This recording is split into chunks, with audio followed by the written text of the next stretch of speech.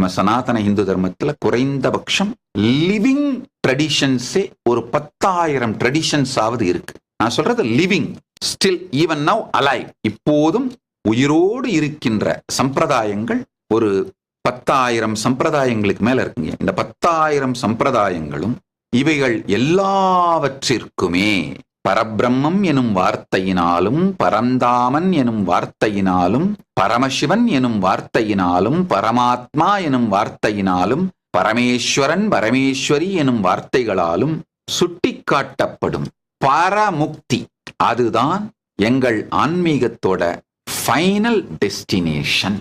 இதை நோக்கிதான் நாங்கள் பயணிக்கின்றோம். வாழும் பொழுதே அதை அடைந்து ஜீவன் முக்தர்களாக வாழ்வதுதான் மனித வாழ்க்கையின் லட்சியம். உயிர்ப்பின் காரணமே இதுதான்.